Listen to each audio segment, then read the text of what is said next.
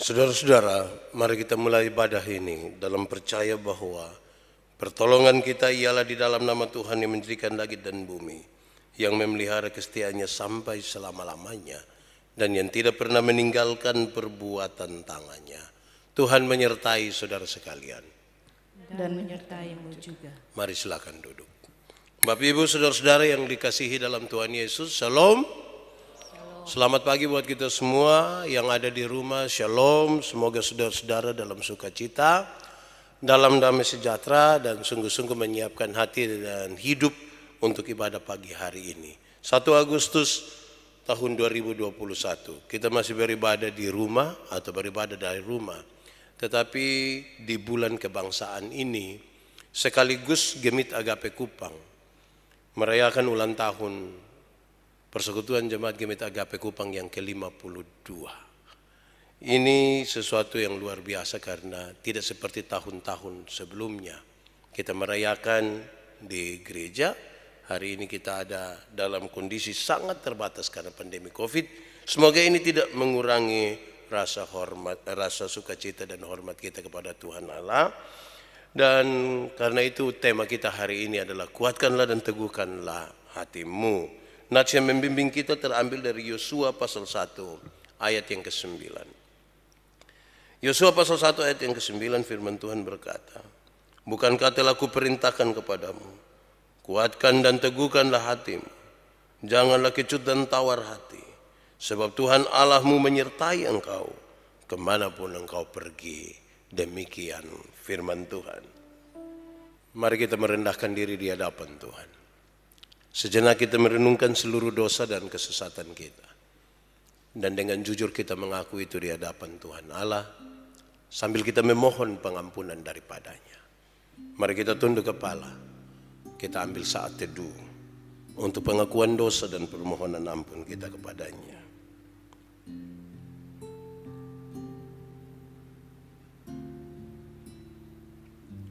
Ya Tuhan Allah,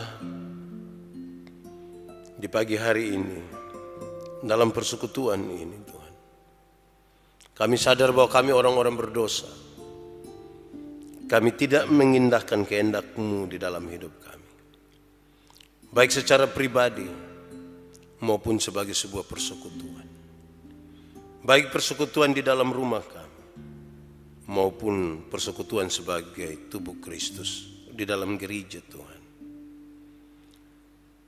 Engkau menyelidiki hati dan Engkau tahu sungguh-sungguh siapa kami ini Tuhan. Kami terlalu berdosa. Karena itu kami mohon kepadamu Tuhan, kasihanilah kami. Ampunilah segala dosa kami dan sucikan kami. Biar hari ini ketika kami ada di hadirat Tuhan itu terjadi semata-mata karena kami dilayakan oleh pengampunan Tuhan bagi kami. Dan kami sungguh percaya padamu ada pengampunan. Di dalam nama Yesus Kristus Juru Selamat kami berdoa. Amin. Saudara-saudara, sebagai salah seorang hamba Tuhan Yesus, saya menyampaikan berita pengampunan dosa kepada setiap orang yang telah mengaku dosanya dengan tulus dan ikhlas di hadapan Allah.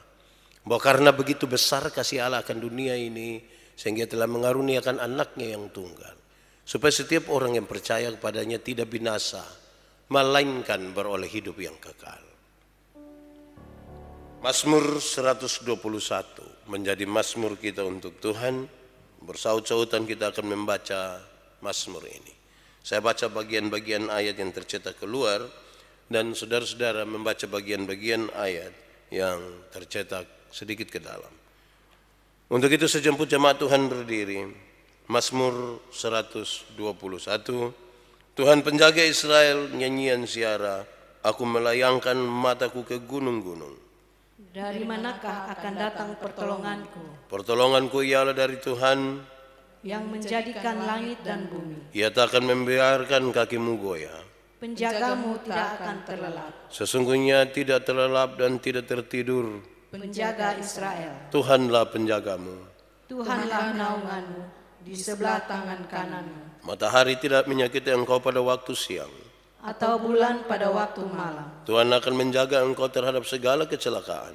Ia akan menjaga nyawamu. Tuhan akan menjaga keluar masukmu dari sekarang sampai selama-lamanya.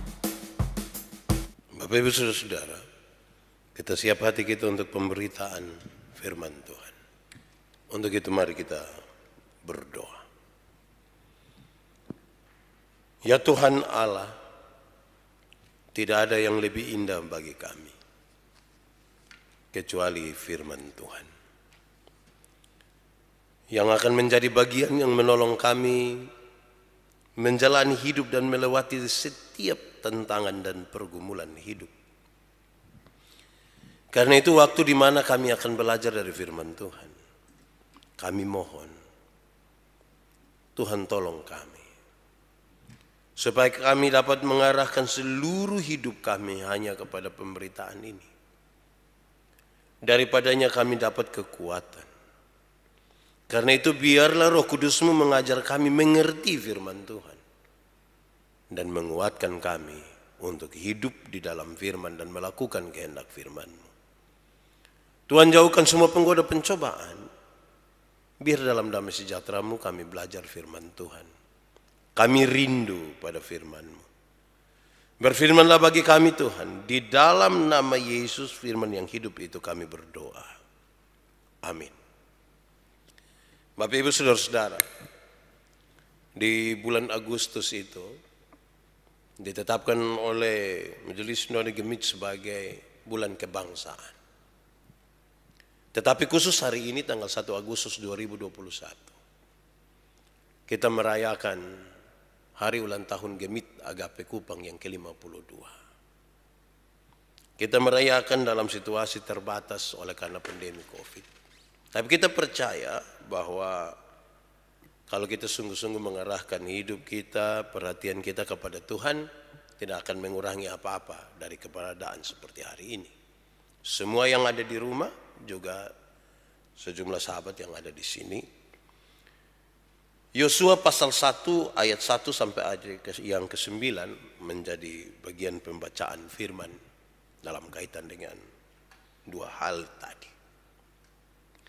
Yosua pasal 1 ayat 1 sampai ayat yang ke-9, perintah Tuhan kepada Yosua untuk merebut tanah Kanaan. Sesudah Musa hamba Tuhan itu mati, berfirmanlah Tuhan kepada Yosua bin Nun abdi Musa itu demikian, hambaku Musa telah mati, sebab itu bersiaplah sekarang, seberangilah sungai Yordan ini, engkau dan seluruh bangsa ini menuju negeri yang akan kuberikan kepada mereka, kepada orang Israel itu. Setiap tempat yang akan diinjak oleh telapak kakimu kuberikan kepadamu, seperti yang telah kujanjikan kepada Musa.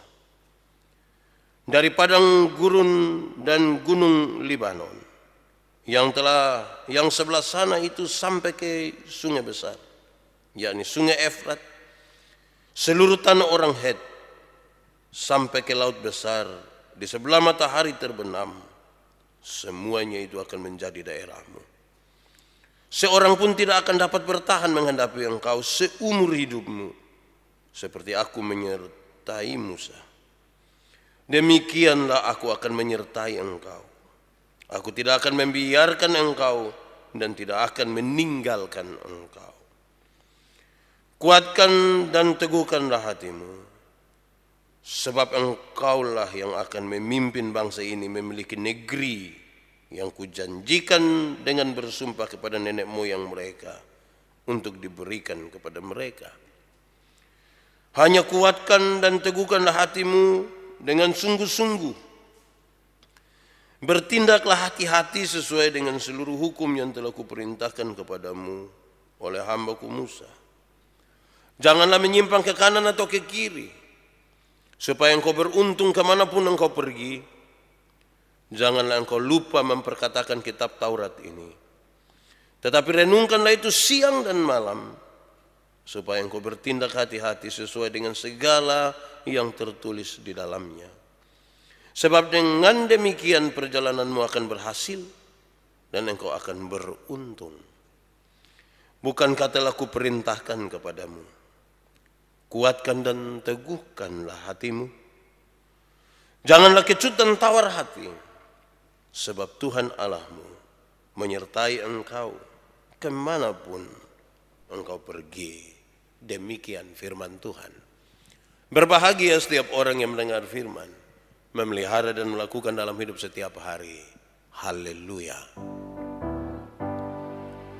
Haleluya, haleluya, haleluya.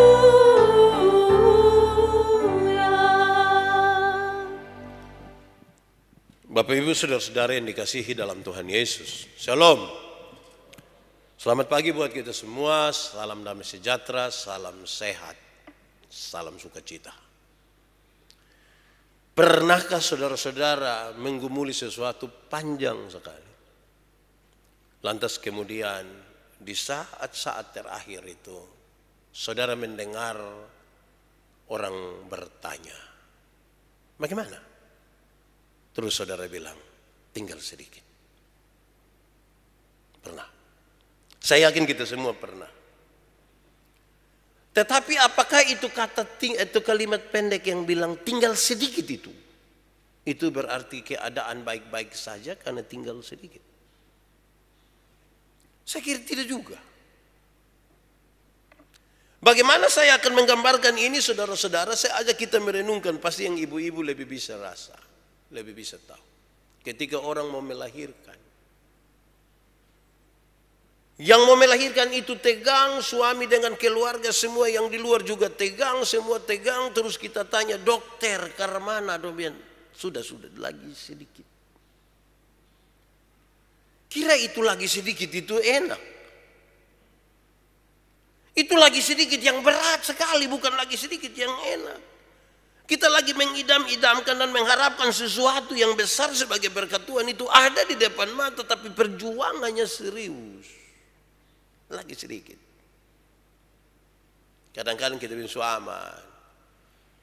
Kalau saya tanya Pak Paul itu, beliau selalu bilang aman Pak, aman. Padahal aman, belum tentu aman juga. Ada pergumulan di situ. Saudara-saudara, pembacaan ini menolong kita untuk memahami sesuatu berkaitan dengan janji Tuhan kepada bangsa Israel. Janji kepada mereka yang sekaligus kemudian menjadi lambang bagi pergumulan orang percaya, termasuk gereja Tuhan hingga hari ini. Masuk Kanaan itu dilambangkan sebagai orang masuk surga. Perjalanannya tinggal sedikit. Waktunya juga tinggal sedikit. Sedikit lagi, sedikit waktu lagi kamu akan menikmati. Apa sih yang paling dinantikan oleh ini umat percaya sampai saat ini? Tuhan datang kembali. Tinggal sedikit. Waktunya kapan? Saya tidak tahu. Tinggal sedikit. Tapi kisah ini saudara-saudara dimulai dari kalimat pendek. Musa telah mati. Musa telah mati.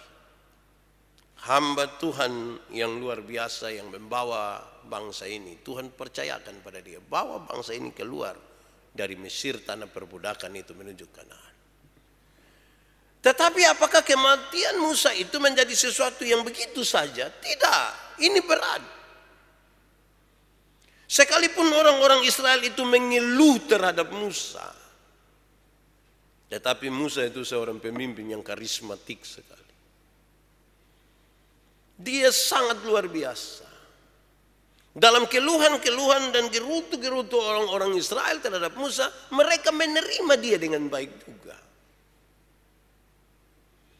Bahkan Tuhan mesti menyembunyikan kuburan Musa. Karena jangan-jangan kalau kuburan itu ada, ini bangsa akan menetap di sini. Mereka tidak mau jalan terus. Karena seorang pemimpin ini telah mati dan kasihan kalau dia tinggal sendiri di situ. Saudara-saudara, itu punya pengaruh yang serius terhadap Yosua. Menggantikan seorang pemimpin yang karismatik ini tidak gampang. Ada standar yang sudah ditaruh. Dia minimal mesti sama dengan itu. Kalau boleh dia lebih lagi dari itu. Tapi standarnya saja sudah tinggi. Dia melihat dengan mata kepala, melalui Musa Tuhan menunjukkan sejumlah mujizat. Mulai mereka berproses di Mesir, sampai sekarang mau masuk tanah Kanaan. Jadi ini tidak gampang. Baru ini kan bukan jabatan organisasi toh. Coba kalau kita lihat ada satu bupati, wali kota, gubernur yang bagus, terus sebentar saya mau ganti sendiri, kan sudah ganti dulu. Tapi ini kan jabatan di mana dia hanya harus menggantikan Tuhan, menggantikan Musa sebagai abdi Tuhan. Saudara-saudara, Musa mati tetapi perjalanan harus dilanjutkan. Memimpin satu bangsa yang besar ini tidak gampang, saudara. Tidak gampang. Yosua itu taruh baik-baik dalam pikiran dan perasaannya,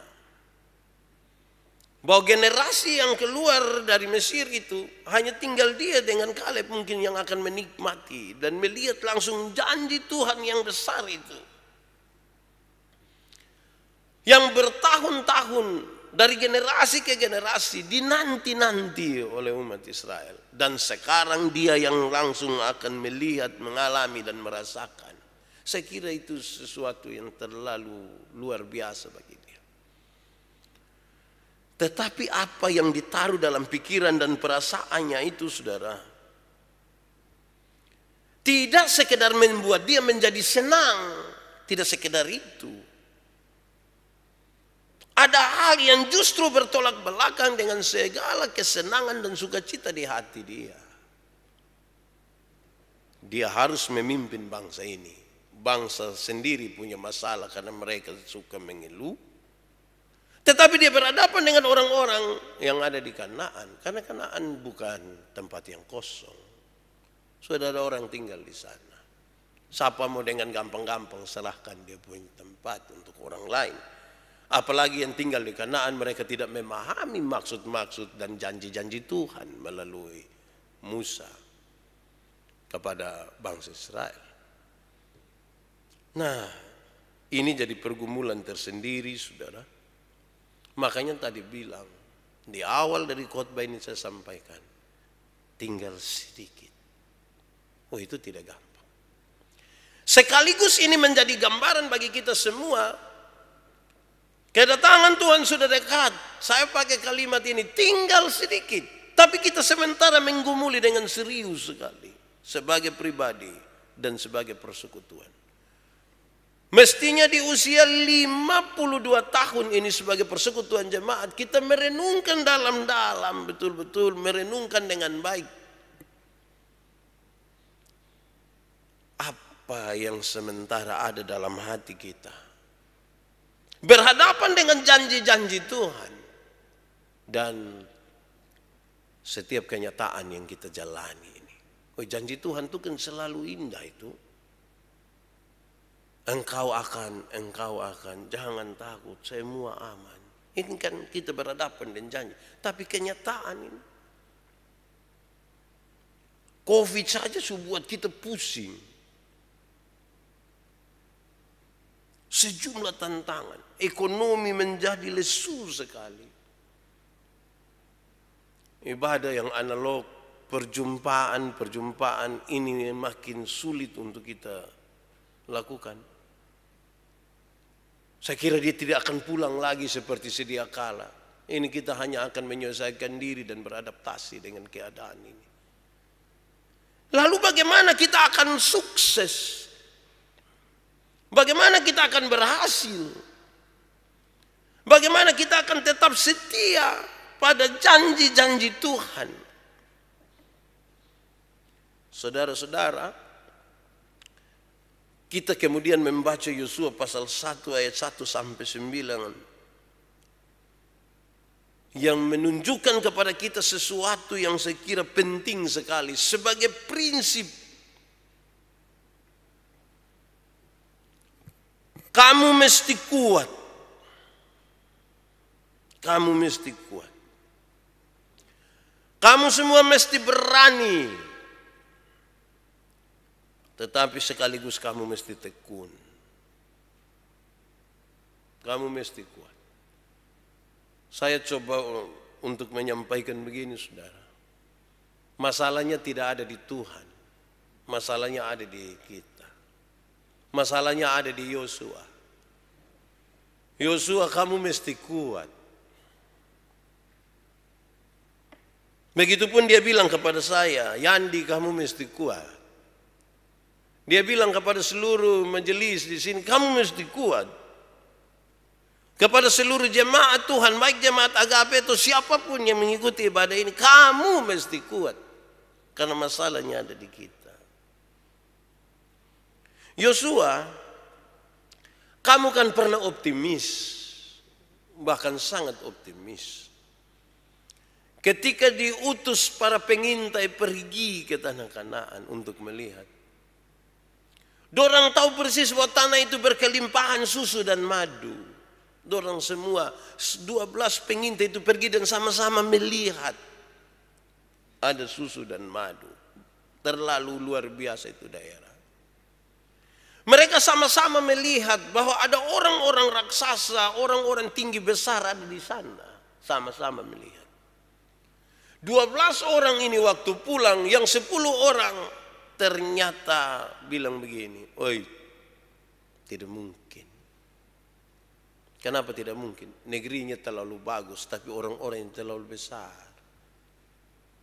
Kita mau buat apa? Kita tidak bisa. 10 orang bilang tidak mungkin. Tapi Yosua dan Kaleb bilang, tidak, kita bisa. Sekarang Tuhan ingatkan dia, engkau kan dulu pernah optimis. Engkau berbeda dengan 10 orang yang lain. Apakah sekarang engkau mulai takut? Engkau mesti kuat sekarang. Seperti ketika orang-orang melihat segala sesuatu itu tidak mungkin. Kamu mesti kuat dan mengatakan itu mungkin. Tetapi jangan dari dirimu sendiri. Engkau mesti berani. Tetapi sekaligus engkau mesti tekun. Prinsip yang paling pertama ada di situ. Jangan sampai saudara-saudara.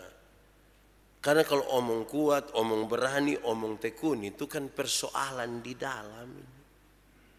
Persoalan iman, persoalan keyakinan kita, persoalan percaya diri kita itu yang sementara ditanya oleh Tuhan.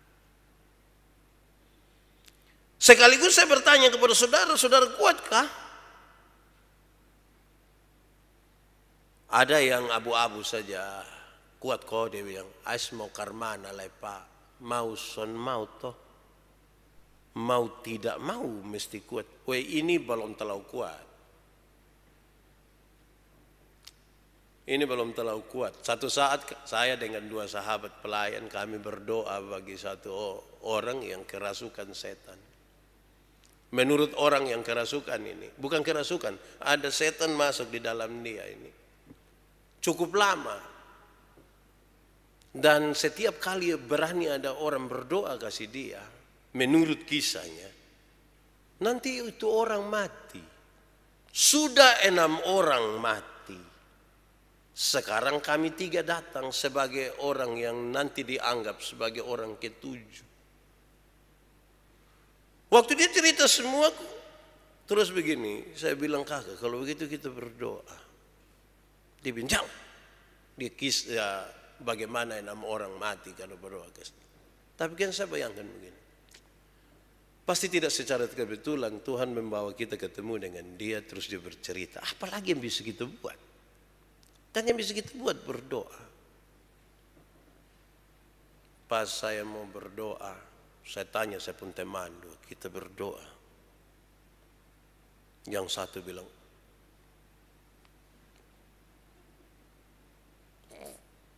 dia bilang, yang satu bilang begini, Yandi, lu pikir babai. Mau bilang tidak berdoa juga mau ke mana, kan kita hanya bisa berdoa. Tapi dia baru kasih tahu habis yang berdoa 6 orang mati. Kalau kami tidak berdoa juga perasaan ini hamba Tuhan. Saudara bisa bayangkan itu gejolak itu dalam kita hidup. Waktu itu. Apalagi ketika saya ambil keputusan untuk berdoa terjadi sesuatu yang mengerikan terjadi. Dan saya sampai tidak tahu mau doa apa. Karena tiba-tiba anjing dan kucing itu bergigit di kampung belakang. Dan orang siram-siram ini rumah pakai pasir itu. Saya terakhir tiba-tiba dengar ini orang bilang, aduh. Dia lari. Saya tidak mulai saya hanya Tuhan. Kalimat itu tidak bisa keluar. Apa yang saya katakan kepada kita saudara-saudara, kamu mesti kuat karena ini persoalan di sini. Sekarang ini kan kita dengar bunyi tilu lilu. Itu kita mulai aduh. Ada yang kerja hitung Pak. In hari sudah 8 Pak. Nah 9 siapa lagi? Ya mesti kuat. Ini soal di sini. Ini persoalan kita sini. Tuhan tahu itu. Kamu mesti kuat. Tetapi Tuhan tidak hanya bilang kamu mesti kuat dan cari jalan sendiri. Ada prinsip berikut yang coba disampaikan. Firman Tuhanlah yang akan menuntun engkau.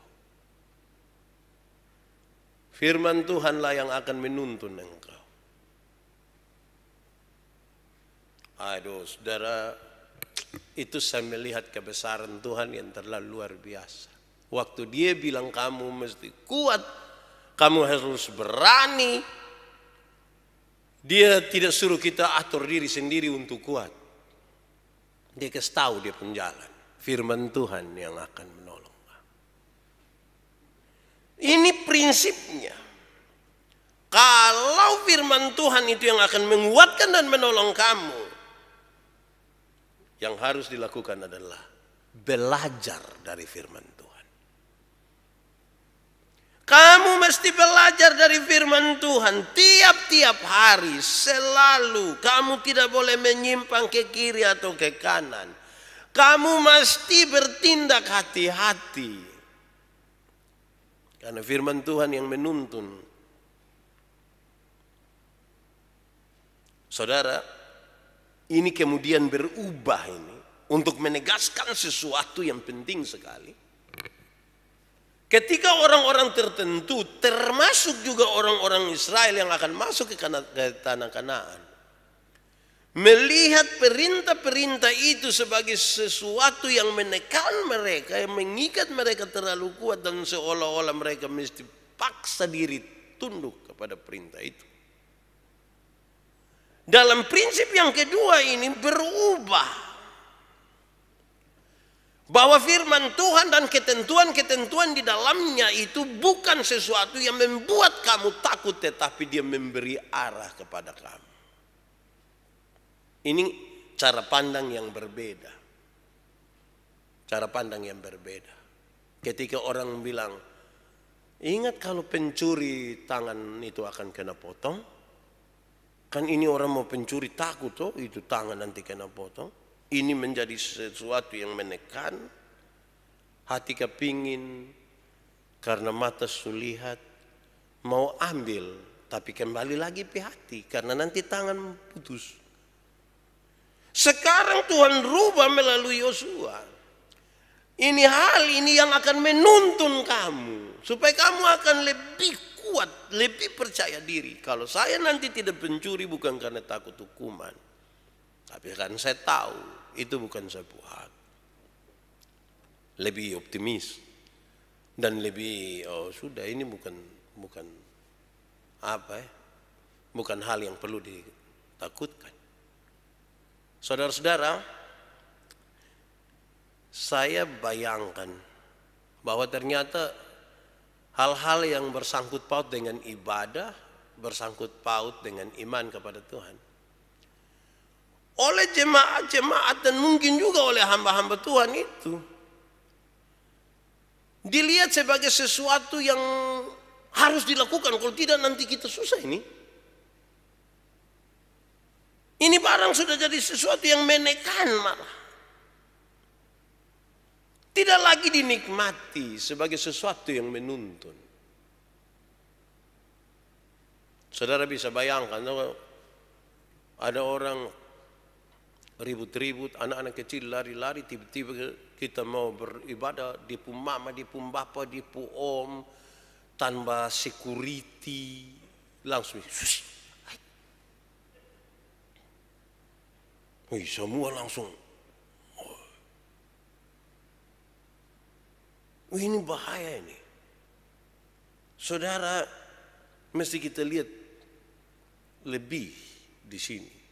Tuhan suruh kita untuk kuat, tapi kemudian dia kasih firman untuk menuntun kita, bukan untuk kasih takut kita. Untuk menuntun, bukan untuk kasih takut.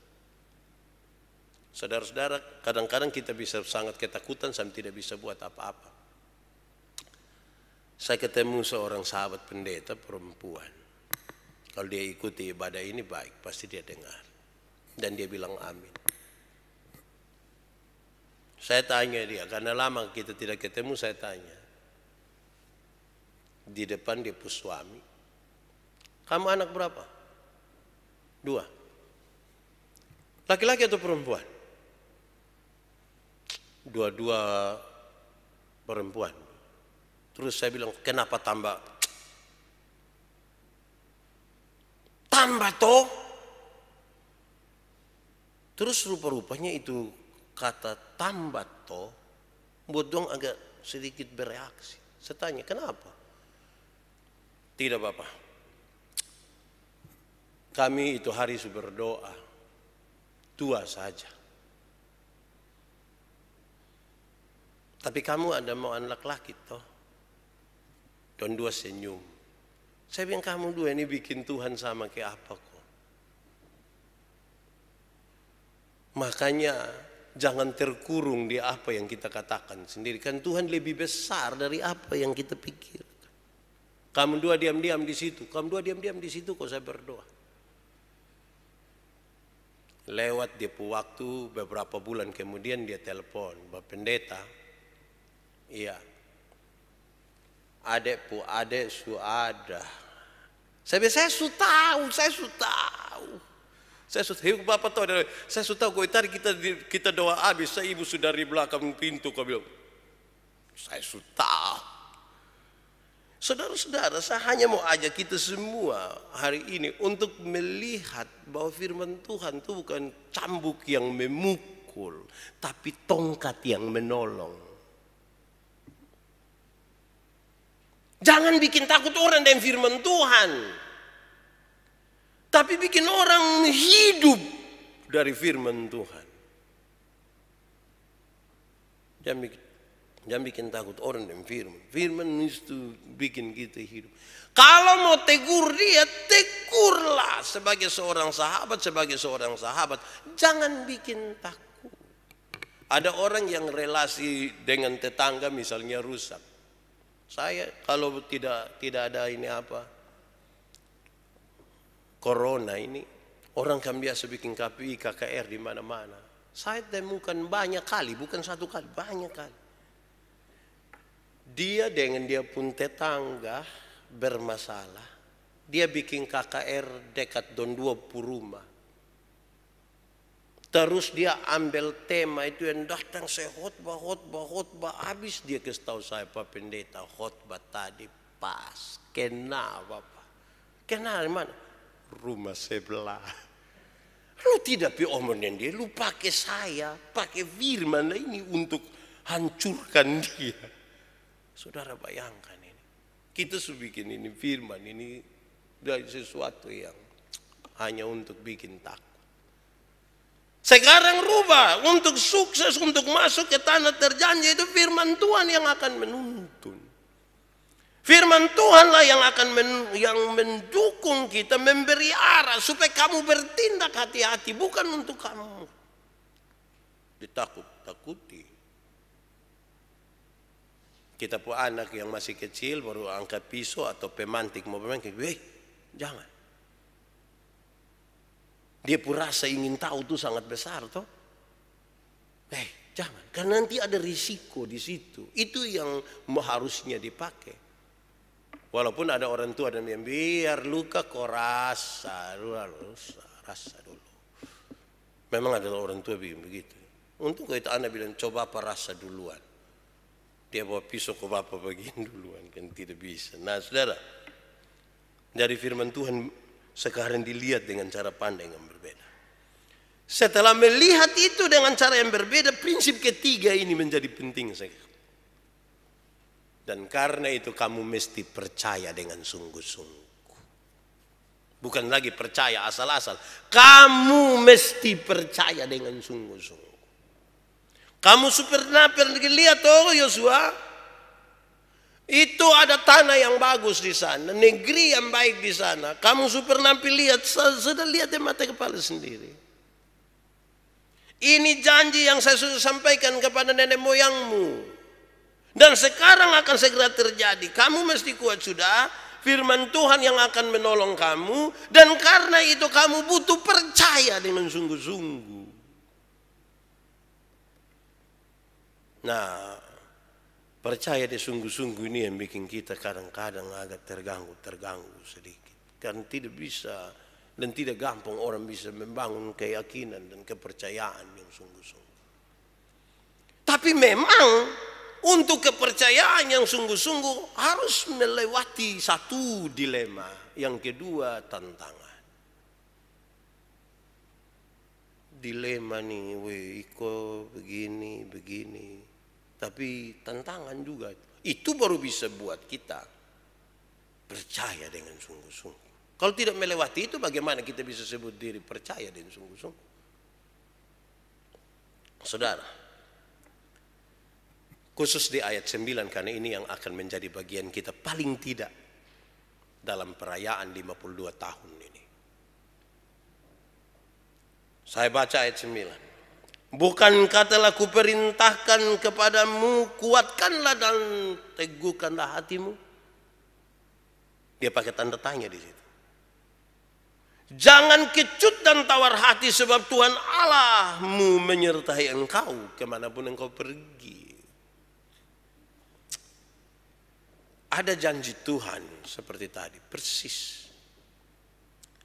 Tetapi janji Tuhan ini diformulasikan kembali dalam sebuah perintah untuk direnungkan. Yosua, bukankah sudah kuperintahkan kepadamu? Yosua, tolong ingat kembali, tolong dengar kembali. Tolong bawa kembali engkau pun pikiran, perasaan semua untuk dengar, untuk lihat, merenungkan kembali. Bukankah itu hari Tuhan sudah pernah bilang?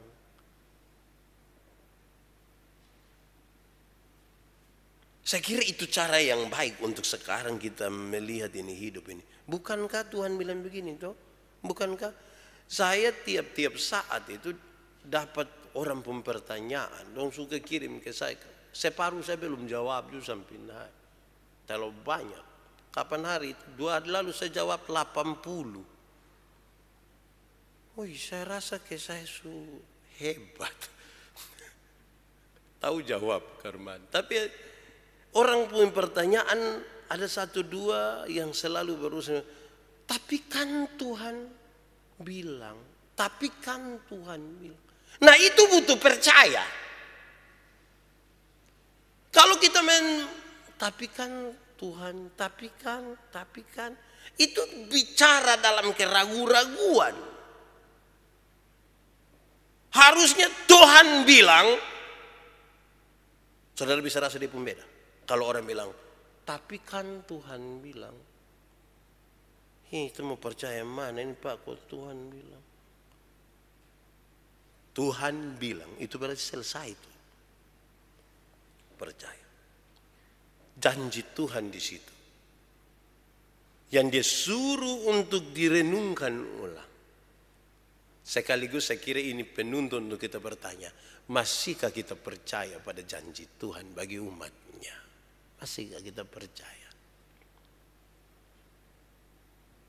Jangan-jangan kita sudah mulai ragu. Saudara tahu, kalau kita bicara tentang Israel, jauh-jauh hari sebelum Yakub sebenarnya kita berbicara tentang Abraham. Karena ini orang yang Tuhan panggil. Abraham, pergilah ke satu tempat yang akan kutunjukkan kepadamu. Keluarlah dari sanak saudaramu, dari keluargamu, dari bapamu. Pergi. Aku akan menjadikan engkau sebagai bangsa yang besar. Keturunanmu akan seperti pasir di laut. Wih, proses cukup lama, lebih dari 20 tahun. Sampai saya kira dia agak mengalami sedikit penurunan percaya, mangkali.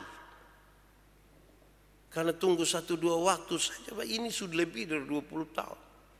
Dan saya kira ini pertanyaan penting. Masihkah saudara percaya? Masih.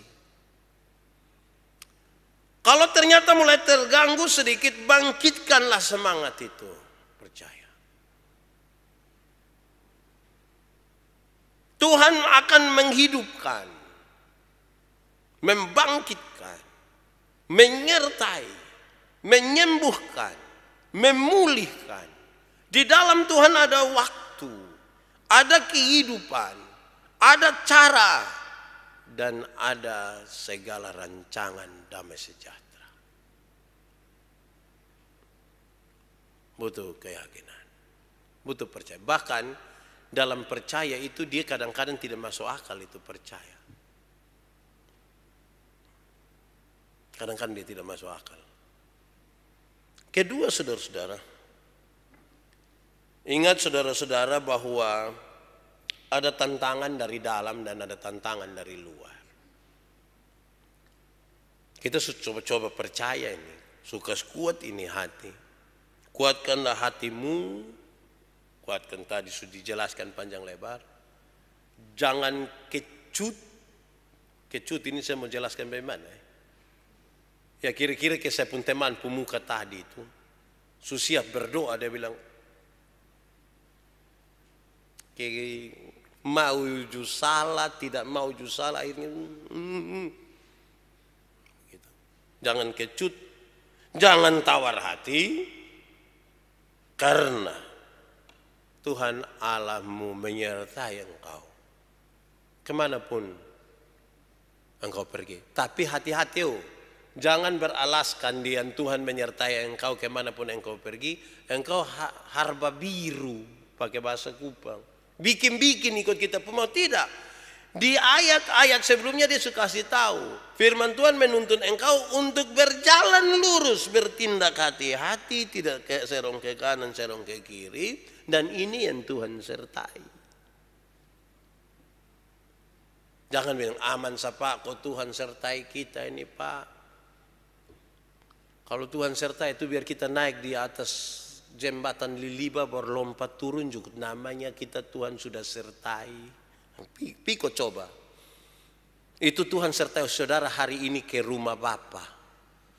Ke rumah Bapa yang kekal. Jadi Tuhan suka petunjuk memang dulu itu. Nah saudara-saudara, tantangan dari luar dalam konteks Yosua itu adalah, itu kita berhadapan dengan ini orang-orang Israel. Kadang-kadang mereka suka mengeluh, mereka tegar tengkuk. Tapi tantangan-tantangan juga dari dalam, dari luar ketika mereka lihat di Kanaan banyak sekali orang di sana, orang badan-badan besar lagi di sana. Tetapi tantangan dari dalam bagaimana dia akan memimpin bangsa ini, mengganti Musa yang karismatik itu. Kalau saudara baca sampai pasal 5, saudara temukan waktu dia bawa ini orang dong banyak-banyak, ada orang berdiri pegang pedang terhunus di depannya. Wih, dia betul-betul bisa kuasai diri. Dia tanya, siapakah engkau? Dari Tuhan, musuhkah engkau, lawankah engkau? Lantas ini orang bilang, akulah bala tentara Allah. Saya bayangkan saudara-saudara saya yang pimpin orang begini banyak, lebar satu orang mau coba-coba palang saya di jalan. Lu susah Bapak. Tapi dia sangat rendah hati untuk bilang, siapakah engkau? Siapakah engkau? Saya kira itu kalimat yang bagus.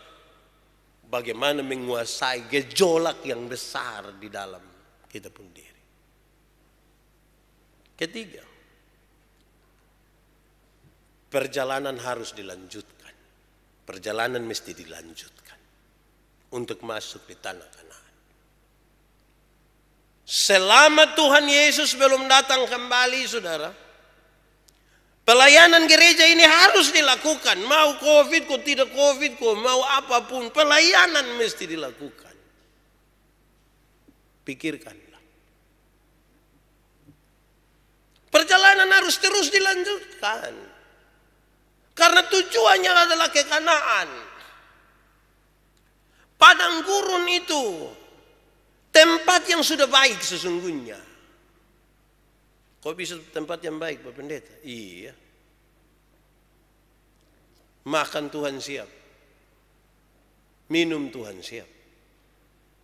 Malam Tuhan jadi tiang api. Siang Tuhan jadi tiang awan. Menurut saudara? Baik atau tidak? Tidak kerja. Tidur, bangun pagi, pilih makanan. Tinggal makan.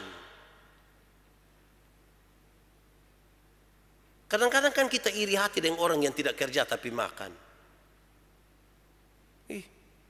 Enak, sekitar kerja setengah mati baru dia makan. Tambah lagi.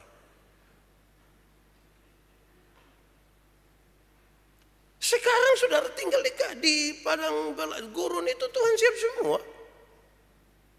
Mau apa? Tuhan siap. Bukankah tempat yang baik? Tidak kerja.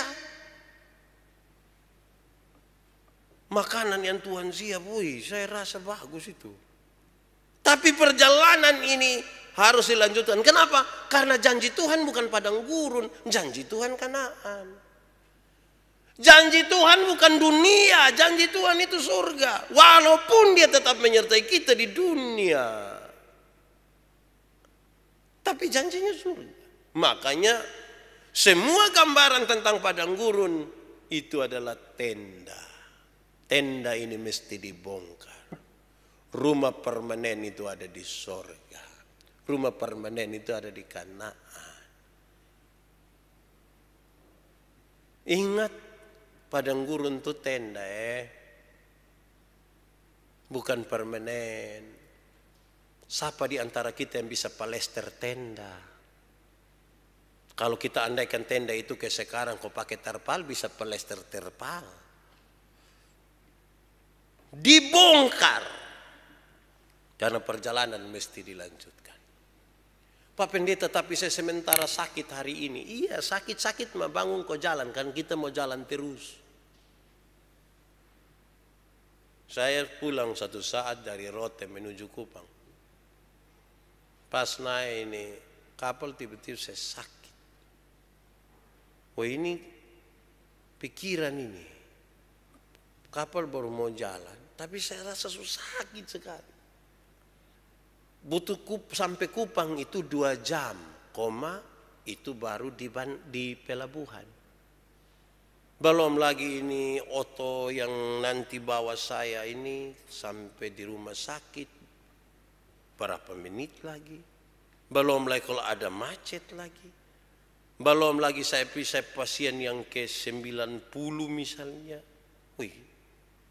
Tapi ini harus dilakukan.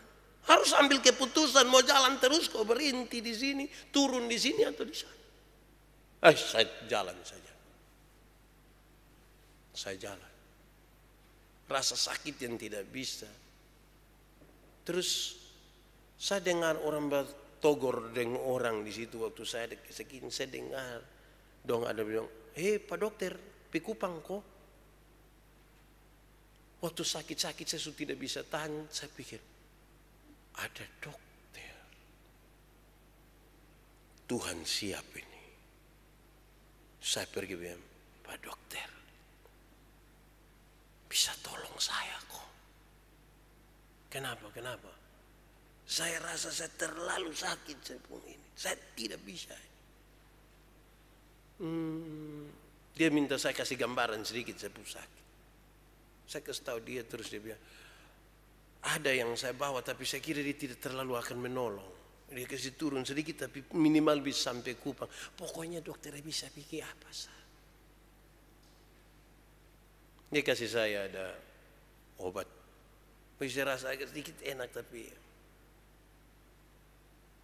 saya turun ada orang yang itu jadi datang tawar. Kupang kok sebinjan kalau tanya saya terlalu sakit.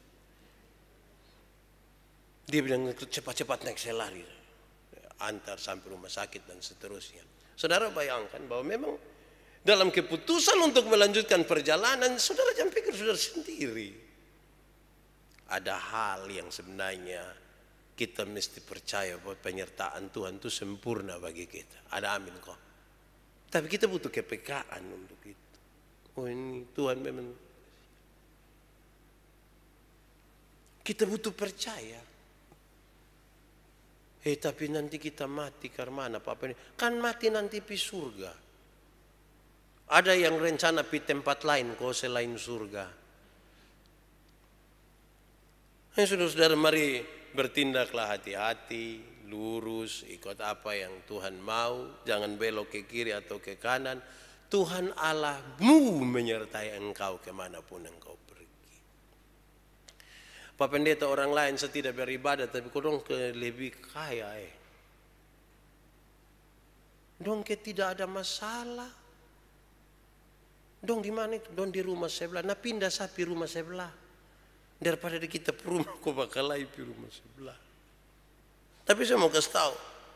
Waktu pemeliharaan Tuhan dalam berkat-berkat jasmani misalnya.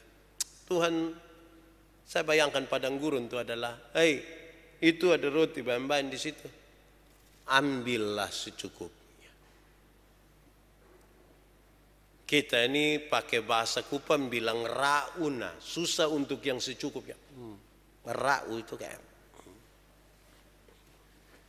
sukumpul begini, tidak bisa begini pakai skop sabar. Nah, kita mau yang begitu. Padahal Tuhan paling tahu kita itu seperti apa.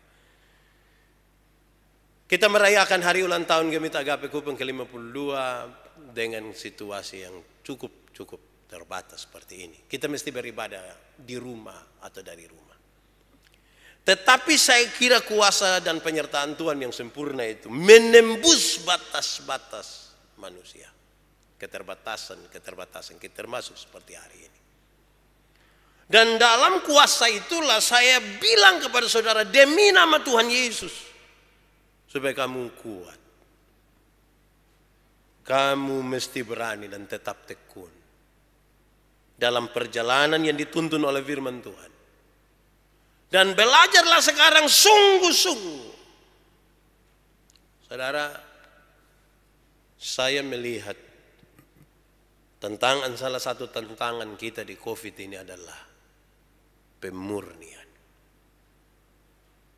Ini betul-betul kita dimurnikan. Dari soal ibadah, misalnya ini dimurnikan. Kalau dasarnya orang tidak suka ibadah, itu di rumah pasti dia tidak ibadah. Kau mau bikin apa? Jadi akhirnya murni. Yang beribadah dong tuh murni beribadah. Yang drama-drama dong tidak. Paling dong hanya nonton drama Korea saya nanti. Orang ibadah dong nonton drama Korea. Anak-anak dong kalau tidak ibadah dong main game sah. Lebih parah lagi kalau kita ibadah baru bermain game. Itu tambah masalah. Nah, saudara-saudara, selamat ulang tahun. Tuhan memberkati. Jemaat Tuhan yang sakit, yang terpapar, yang sedih karena kehilangan orang-orang yang dikasihi. Mari kuatkan hati.